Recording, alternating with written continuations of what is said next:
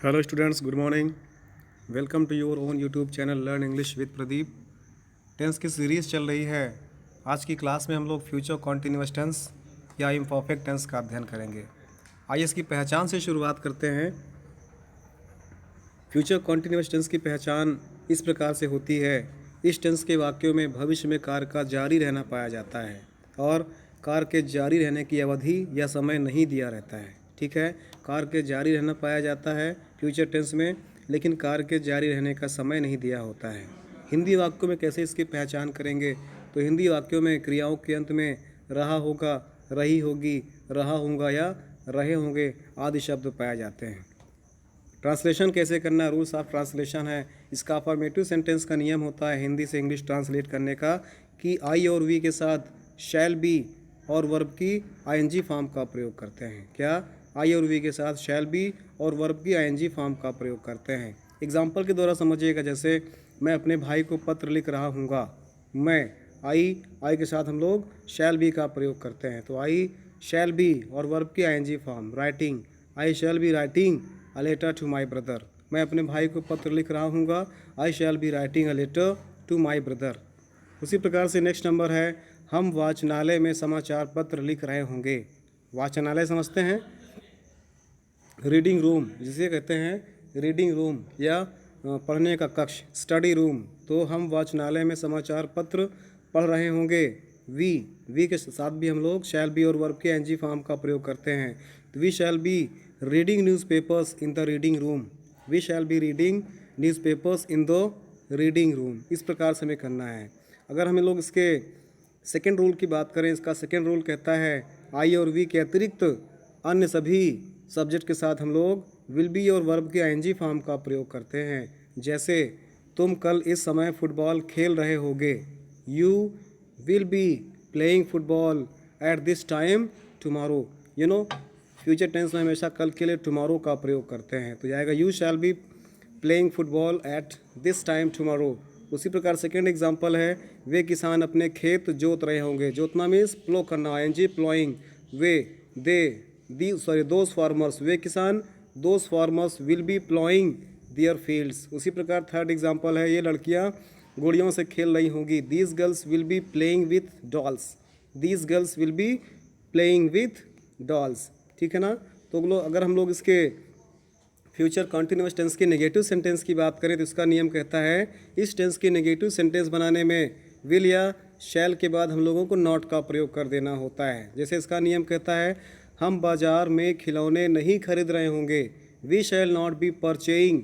खरीदना क्या होता है? परचेज करना या बाई करना। We shall not be purchasing toys in the market. We shall not be purchasing the toys in the market. उसी प्रकार दूसरा नियम है, राम बाजार नहीं जा रहा होगा। Ram will not be going to market. ठीक है ना?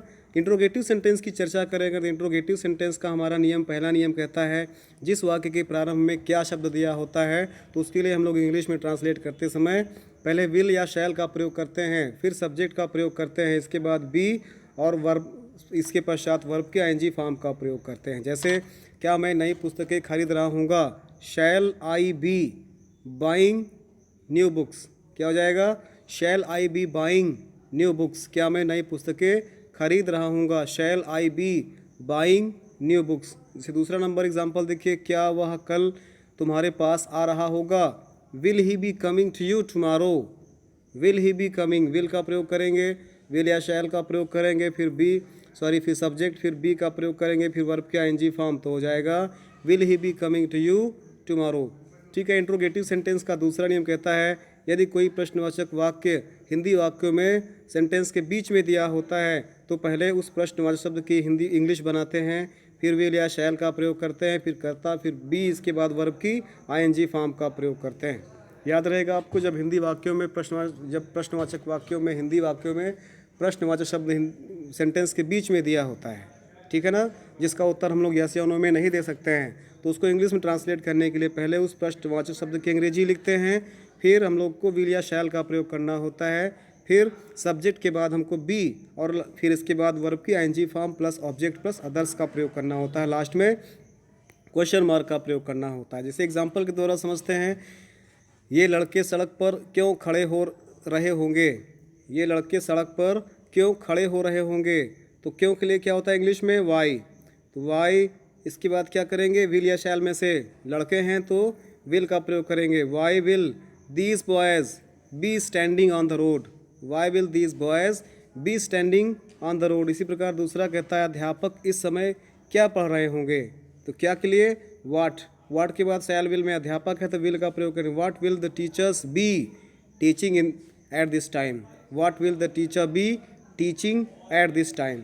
उसी प्रकार से तीसरा इसका इंट्रोगेटिव सेंटेंस का नियम कहता है हाउ मच, हाउ मेनी या विच या हु, उसके साथ उनसे रिलेटेड नाउन्स का भी प्रयोग करते हैं। जैसे राम कौन सा छाता ले जा रहा होगा, विच मीन्स कौन सा, विच अम्ब्रेला, तो नाउन भी लगाएंगे विच के साथ तो जाएगा which umbrella will Ram be carrying, which umbrella will Ram be carrying. Last में क्वेश्चन मार्क का प्रयोग करते हैं। उसी प्रकार नेक्स्ट एग्जांपल है, या बच्चा कितने आम खा रहा होगा। कितने के लिए क्या होता है, हाउ मेनी, क्योंकि काउंटेबल है इसलिए हाउ मेनी, और मैंगोज नाउन है तो how many mangoes will this child be eating.